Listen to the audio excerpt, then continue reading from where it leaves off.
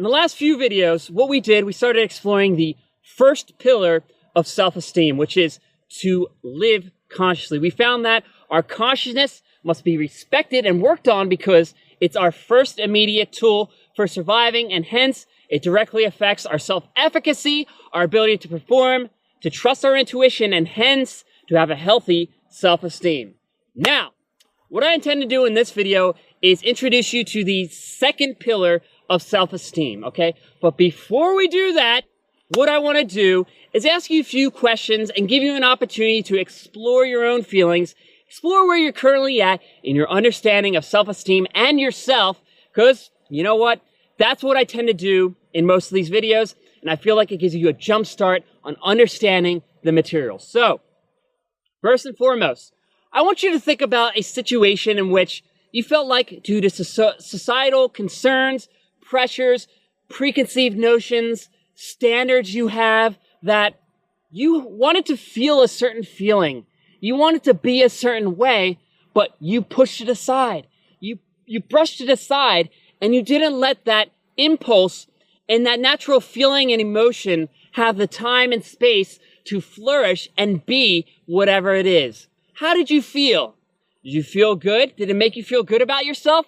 Or did it make you feel like something is missing? Maybe it made you feel like, what am I doing?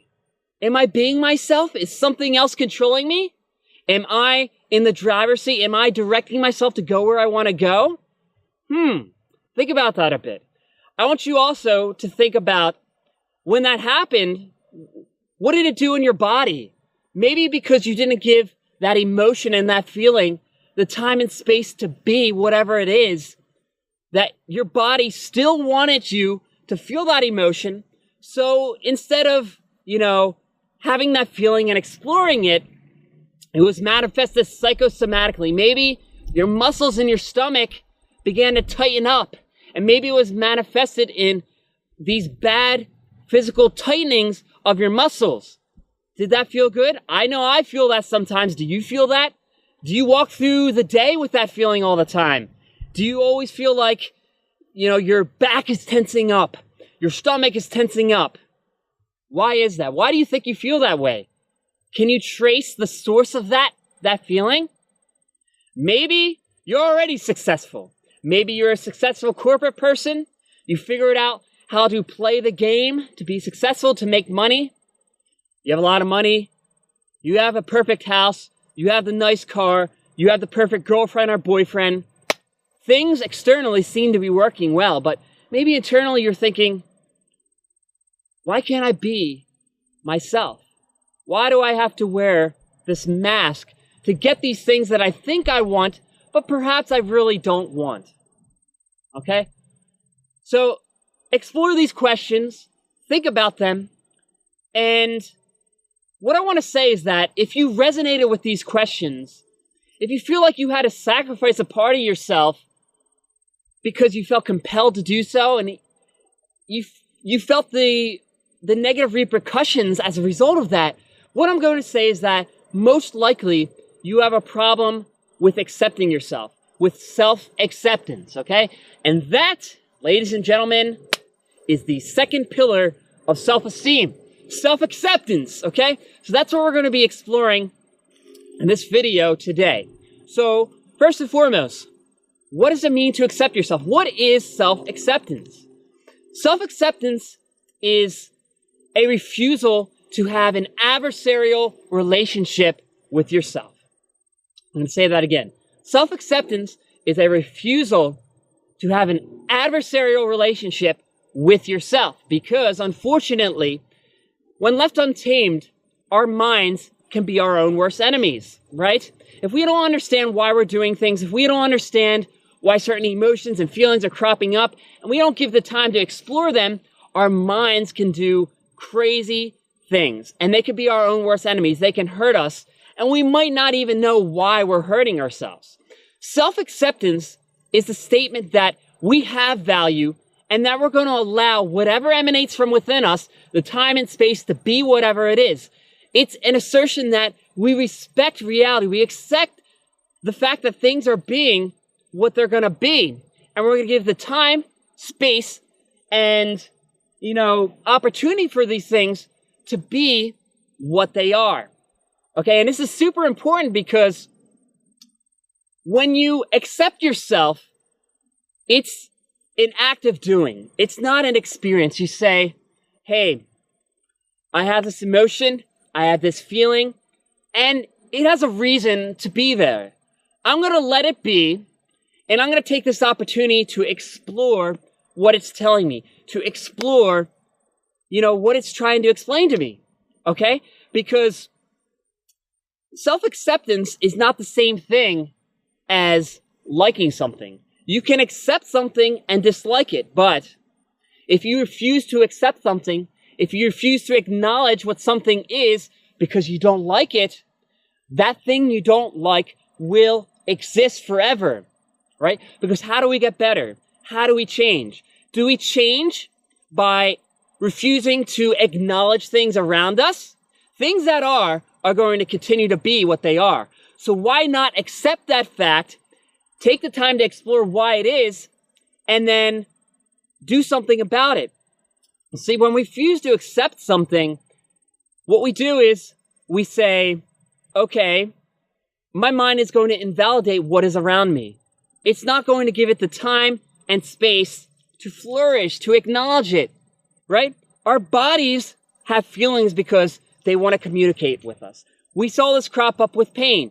Pain is our body's way of communicating with us, saying something is wrong, address this, take time. What if our body is speaking to us and we refuse to acknowledge it? What does that say about our persona? What does that say about how we value and respect ourselves? But when we accept something, we say, this is what it is, regardless of whether I like it or not, and you explore it, then you're able to understand the source of this thing. You're able to become acquainted with whatever you're feeling. You're allowing yourself to be who you are. And any negative emotions associated with that idea suddenly vanish. They vanish. Because you start understanding that thing. And by understanding, you can take action to change it. So, by accepting, you see things what they are. You give them space and time to have their say, to have the light of day, and then you can change. But if you don't like something and refuse to accept it, that which is will continue to be because you refuse to listen to your body. You refuse to understand it. And if you don't understand something, how can you take action to fix it? Okay, so the message here is, regardless of whatever's going on in your life, accept it. Let it be for what it is. Let your body have the opportunity to experience things, to feel, to speak to you. Your body is very smart. It's not stupid. And it's going to do whatever it can to, direct you to ideas and feelings that may not be congruent with who you are as a person. And that is okay. That's okay. So, in order to get familiar with this and start promoting self-acceptance, I have an exercise for you, an exercise you can do. What I want you to do is for the next week, 2 weeks, 3 weeks, what have you. I want you to wake up every day. First thing you do, maybe when you're in your underwear, maybe your pajamas, but I think this works best when you're naked. It's going to sound funny, but I'll explain shortly. Go in front of the mirror. Go in front of the mirror and just look at yourself. Look at your body. Okay? Maybe there are things you don't like. Maybe there are things that you do like. Maybe you're overweight. Maybe you're too thin. Maybe there's a pimple on your face that you don't like. And acknowledging this and seeing it, exposing yourself, making yourself vulnerable to yourself, it's going to be uncomfortable. Okay? And this is super important because it's super important to confront these things because society will pump it on us that you have to be perfect. That if you're below standards, that's wrong. It's wrong. That you have to strive to be more. But in order to be more, you first need to accept what is and understand it. To let these feelings have the light of day. It's not wrong to feel. It's not wrong to be, right? That's all you can do. All you can do is be. All you can do is work on stuff. But what is wrong is not accepting things and having a poor representation of the world around you in your consciousness, okay? So stand in front of the mirror, explore these things, and say to yourself, regardless of my imperfections, I unreservedly and completely accept myself for who I am. Again, regardless of my imperfections, I unreservedly and completely accept myself for who I am. Don't just say it, feel it. Feel that. Feel that emotion. Experience what it feels like. You might be saying, wait a second, but I don't like this aspect of myself. I don't like that I'm overweight. It's okay. Accept it. If you can't accept it, if you can't see it for what it is, how are you going to understand why you became overweight? How are you going to understand what emotions and compulsive behaviors made you overweight in the first place? How are you going to understand that? See, this is why in the beginning of this course, I had a video in which, before we started taking action, I told you to accept your situation for whatever it is, even if it was bad. Why? Because it gave you an opportunity not only to understand the situation more, but to alleviate those emotions. Feel what you feel when you say, I accept this. I may not like it, but I accept this. While you're looking at it, while it's right in front of your eyes, how does that feel to accept yourself? It feels good. So you may have bad things associated with you. You may not like the fact that you're too thin, or you're overweight, or what have you. And that's bad in and of itself. But to feel bad about feeling that is the killer. That is the killer. And that doesn't allow you to be who you are. It doesn't allow you to be a person. So when you accept it, those feelings, those bad feelings start to drift off. It doesn't feel as bad because what you say is, I accept who I am. I'm a friend to myself. I'm not going to have an adversarial relationship to myself. I'm going to see it for what it is. But the fact that I see it for what it is allows me to understand more about it, allows me to take action, and allows me to get to a point in which I don't have those things that I don't like about myself. But in order to get to that point, in order to start improving myself, I must first accept myself for who I am, accept what I am. And nobody can take that away from me but myself. But myself, okay? So you see why this is so important.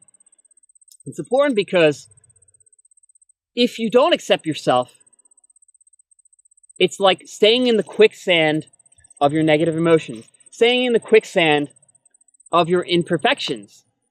It lets them take control of you, as opposed to you taking control of them. Okay? So it's absolutely essential, absolutely essential to accept these things. Nothing is permanent. Nothing is permanent aside from that which you accept to be permanent. Okay? Okay? So do that exercise, but when you say that you accept these things, feel it and explore that feeling. Explore what it feels to accept yourself. And when you experience the greatness associated with that, it's going to make it easier to accept yourself, okay? So, after you do that, let's address the fact that sometimes it may be actually hard to accept things. Okay, it's not easy to accept things, especially if you're trying to accept something that you feel very passionate about and you have a lot of preconceived notions and standards. What do you do in that situation? Let's suppose you really wanted to be the best, the most amazing individual in maybe school or any other kind of activity, maybe bodybuilding, maybe swimming, maybe soccer, what have you. You put in your time and effort. You fight so freaking hard. So hard. Day in, day out. And then you compete. Take your test. You have your bodybuilding competition. You have your soccer game. And you lose. And I'm telling you to accept that loss in the face of your passions. It's gotta be hard. It's gotta be hard. Okay? You're gonna resist that. You're gonna resist that. You're gonna say, no, I must win. I put in so much time. This means so much to me. I refuse to accept it. Okay? So, what I'm gonna say is that if you can't accept a situation, accept that you refuse to accept. Accept that you refuse to accept. So you can start exploring the feeling, exploring the emotion, because that which you resist persists. And if you want to get better, you need to start taking action. You can't be stuck in the resistance. So, first things first. Accept that you resist to accept. And explore how that makes you feel. It might be easier to say, I refuse to accept this, and to own that and to buy into that fact. It's much easier. It's much easier. And once you start accepting that, you can start understanding it more, you can start exploring it, and it takes all the emotions, all the pain and suffering associated with that, and it drops off out of your persona, out of your perceptions, and out of all that you're doing. Okay, so if you find it hard, remember that which you resist persists. So, if you refuse to accept that you refuse to accept. Acknowledge that. Acknowledge something, and that will allow you to step back, analyze the situation, and take a deep breath. So, another activity that's going to help you. What I want you to do is pull out that journal, and I want you to take something you've been resisting in your life. Something you refuse to accept. Maybe you're insecure about your relationships. Maybe you're insecure about your job. Maybe you feel bad about an outcome that happened. And sit down, okay? Self-acceptance is all about experiencing the emotion, giving your body an opportunity to have its say, to have feelings and emotions crop up, and for you to experience that, not to resist it, not to push it aside, to acknowledge it, to acknowledge reality, and have its time and place. Okay, and it's super important for self-esteem, because if you can't even allow these things that are real to have the time of day, to accept them, to let them flourish and thrive, how can you respect yourself? You're not respecting yourself. You're not respecting that which is. You're not connecting to reality. You choose to ignore reality, and that decreases your consciousness and affects the first pillar of self-esteem also. So take that emotion and explore it. Write down why. Why do you feel like not accepting it? Explore that. Understand. Bring more consciousness into that aspect of reality. Start writing down, I can't accept this because it hurts me. I can't accept this because it feels bad. Okay? Start exploring. Ask questions. Start writing down. And maybe when you let those feelings have the light of day, maybe when you start exploring them, maybe when you take the time for them, it's going to be easier to accept it. And when you start approaching that acceptance, take time to reflect on how it makes you feel. When you accept, you empty out your emotions, okay? It helps you see things clearly, And it helps you just to not have resistance. Okay, and that allows you to take action. That allows you to overcome situations that are making you feel bad and allows you to make progress. Progress equals happiness. Okay, that which you accept, you may not like them, but it'll help you make progress. It'll help you become happy. Okay, so to wrap up this video, what I'm going to say is, if you find it hard to accept things, it's because you're filtering things. As we talked about with living consciously, sometimes it's hard to be conscious because you filter what you're thinking, so it doesn't have the time of day, okay? And to get under this, what we did, we practiced some sentence stems. So to bring awareness to what you're accepting and what you're not accepting, I'm going to give you some more sentence stems you can use, and I'm going to have different sentence stems for different weeks. So what you could do is every morning or what have you, take the sentence stem and then fire off endings for those sentence stems. And don't judge. Don't judge, because part of what makes self-acceptance hard is that we're huge critics. We are our own greatest critics. We can't accept bad things. But remember, acceptance is not liking or disliking something. Acceptance is respecting that which is and giving it the time and light of day for you to explore. Okay, if you can't explore something, if you can't accept something, it doesn't matter how much therapy you do. It doesn't matter how much action you take. If you can't accept something for what it is, you can't understand it, you can't become acquainted with it, and you can't figure out what needs to be done to address it. That's going to affect your self-efficacy. It's going to affect your self-respect, affect your self-esteem. Okay? So run through those sentence stems. That can help you get beneath the judgment, help it, make it easier to accept yourself. And you know what? Go out there. As a recap, again, it doesn't matter if there are bad things about you. It doesn't matter if there are good things about you. You must choose to accept yourself, who you are, regardless of what that entails, and experience it fully. Because if you can't accept yourself, how can you learn about yourself? How can you even be? Refusing to accept yourself is refusing to be a human. That's a very low form of consciousness. It's refusing to just be a part of the human experience. So accept yourself, explore what that entails, get out there, take action, and when you accept yourself, bad feelings, tightness in your stomach, feel relieved, you'll feel comfortable in your own skin, you can take action to remedy things you don't like, and that will allow you to lead the life you want to live.